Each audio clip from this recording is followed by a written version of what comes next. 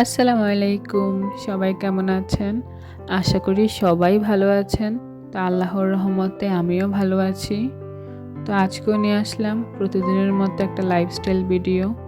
তো আমার ভিডিওটি যদি কারো ভালো লেগে থাকে তাহলে অবশ্যই একটা লাইক দিয়ে ভিডিওটা কন্টিনিউ করবেন।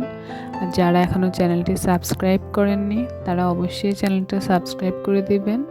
আর যারা চ্যানেলটি সাবস্ক্রাইব করেছেন তাদের সকলকে জানাই অসংখ্য ধন্যবাদ। আজকের ভিডিওটা শুরু করেছি সকালের নাস্তা থেকে। তো সকালের নাস্তায় ছিল পাউরুটি, তার সাথে চা তো ছিলই, সেটা অফ ক্যামেরায় খেয়ে নিয়েছি। আর এগুলো হচ্ছে তার আগের দিন পিকনিকের যত থালা বাসন ছিল, পাতিল সব কিছু ধুয়ে এখন হচ্ছে শুকোতে দিয়েছি। তো এগুলো শুকিয়ে গেলেই গুছিয়ে রেখে দেব। তো তার পাশাপাশি এই যে রান্নাঘরেরও খুব খারাপ অবস্থা। তো এগুলো সব কিছু শুকিয়ে গেলে সব কিছু একসাথে গুছিয়ে রাখবো। তো এখানে হচ্ছে আজকে রান্না বান্না করার জন্য মাছ ভিজিয়ে রাখছি। এই মাছগুলো হচ্ছে কয়েকদিন আগেই নিয়ে আসা হয়েছিল। তো তখন আর আমি এগুলোকে ঠিকঠাক করে রাখিনি। তো আজকে সবগুলো ভিজিয়ে ঠিকঠাক করে প্যাকেট করে রেখে দেব। তো বাসায় আসলে অনেক বেশি কাজের চাপ। তো একা থাকায় সব কিছু হচ্ছে একা হাতে গোছানো সম্ভব হচ্ছে না। তার মধ্যে আমি তো একটু অসুস্থ, তো চাইলেও সব কাজ আমার একদিনে করা হচ্ছে না। আমার যেহেতু একটু পায়ের সমস্যা, তো আমি চাইলে বেশিক্ষণ দাঁড়িয়েও কাজ করতে পারি না, আবার চাইলে বেশিক্ষণ বসেও কাজ করতে পারি না, বেশিক্ষণ হাঁটাচলাও করা যায় না। সব দিক থেকেই আমাকে হিসাব নিকাশ করে চলতে হয়। রান্নাঘরে মাছগুলোকে পানি দিয়ে ভিজিয়ে এখন হচ্ছে একটু চুলে তেল দিব। তার আগে হচ্ছে চুলে শ্যাম্পু করেছিলাম, তো চুলে আর তেল দেওয়া হয়নি। তো এখন হচ্ছে একটু তেল দিয়ে নেব। তা আমি হচ্ছে কয়েক রকমের তেল একসাথে মিক্স করে তারপর দেই। এখানে হচ্ছে আমি নিয়েছি অনিয়ন তেল, তার সাথে একটা ক্যাস্টর অয়েল, তার সাথে হচ্ছে একটু নারকেল তেল, আর একটা হচ্ছে কালো জিরার তেল। তো এই 4টা তেল আমি একসাথে মিক্স করে তারপর চুলে দেই। আমার হচ্ছে আগে অনেক বেশি চুল পড়তো। তো যখন থেকে আমি এইভাবে তেল ইউজ করতেছিলাম, তখন থেকে আগের তুলনায় অনেকটা কমই পড়ছে। তো তারপর থেকেই আমি হচ্ছে এভাবেই সবসময় চুলে তেল দিই। তো অফ ক্যামেরায় চুলে তেল দেওয়া শেষ করে আবারও চলে আসলাম রান্নাঘরে। তো মাছগুলো দেখলাম ভিজে গেছে, তো এখন হচ্ছে দুটোটা মাছ আলাদা করে নেব। তো যারা আমার এই পর্যন্ত ভিডিওটা দেখছেন তাদের কাছে প্রতিদিনের মতো একটাই রিকোয়েস্ট, চ্যানেলটি সাবস্ক্রাইব করে না থাকলে অবশ্যই চ্যানেলটি সাবস্ক্রাইব করবেন আর একটা লাইক দিয়ে ভিডিওটা কন্টিনিউ করবেন। একটা ভিডিও আপনাদেরকে দেখানো হয় 5-7 মিনিট, কিন্তু এখানে থাকে আমাদের মূলত সারাদিনের কাজ। একটা ভিডিও বানাতে অনেক বেশি কষ্ট, অনেক বেশি শ্রম, অনেক বেশি সময় দিতে হয়, কিন্তু একটা ভিডিওতে একটা লাইক দিতে খুব বেশি কষ্ট হয় না। তো একটা ভিডিওতে একটা লাইক দিয়ে অবশ্যই ভিডিওটা কন্টিনিউ করে যাবেন। আপনাদের সাথে কথা বলতে বলতে মাছগুলো আমার বাছা শেষ। এখন হচ্ছে এক এক করে মাছগুলো কেটে প্যাকেট করে রেখে দেব। আমি যেভাবে চিংড়ি মাছ কাটি ওইভাবে হচ্ছে একটা চিংড়ি মাছ কেটে আপনাদের সাথে শেয়ার করলাম। বাকি মাছগুলো হচ্ছে আমি অফ ক্যামেরায় কেটে প্যাকেট করে নেব।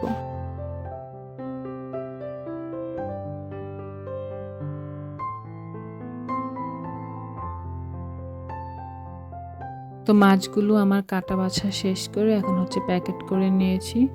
তো এখন হচ্ছে এগুলো একটা ঝুড়িতে করে নিয়ে ফ্রিজে রেখে দেব। তো এতক্ষণ হচ্ছে এই ঝুড়িগুলোতে মাছগুলো ছিল। তো এগুলো হচ্ছে এখন ভিম লিকুইড দিয়ে ধুয়ে আমি রেখে দেব। তো আমি হচ্ছে অফ ক্যামেরায় এগুলোকে একটু করে নিয়েছি, এখন হচ্ছে শুধু পানি দিয়ে ধুয়ে নিব।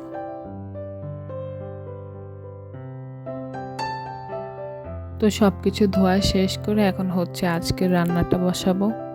তো আজকে হচ্ছে রান্না করব লাউ দিয়ে চিংড়ি। তার জন্য আমি এখানে চিংড়িগুলোকে আগেই তো পরিষ্কার করে নিয়েছি, ধুয়ে তার সাথে একটু লবণ হলুদ মেখে তেলে ভেজে নেব।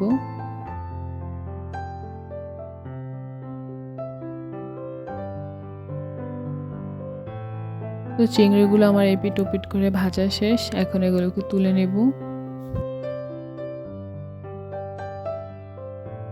তো চিংড়িগুলোকে তুলেই ওই একই কড়াইয়ে রান্নাটা বসিয়ে দেব।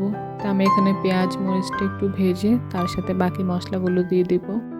আমি হচ্ছে এখানে রসুন বাটা, জিরা বাটা, তার সাথে হলুদ, লবণ, মরিচ, ধনিয়া গুঁড়া রেগুলার রান্নায় যা যা লাগে সব কিছু দিয়ে মশলাটা ভালো করে কষিয়ে নেব।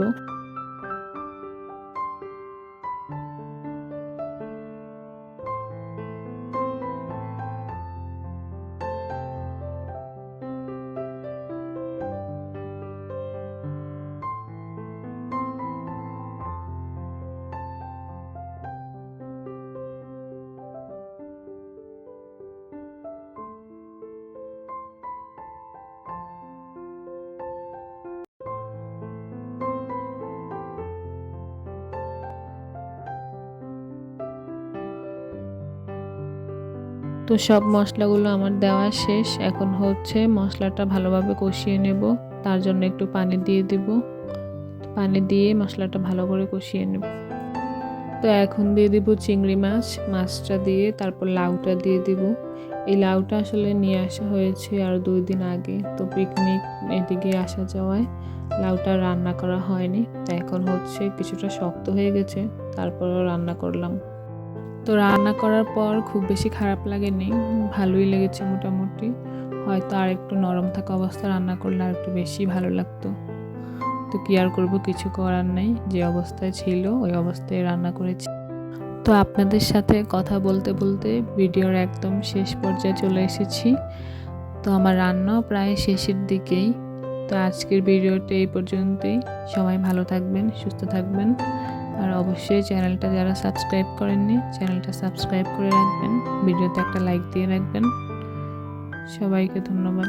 আল্লাহ হাফেজ।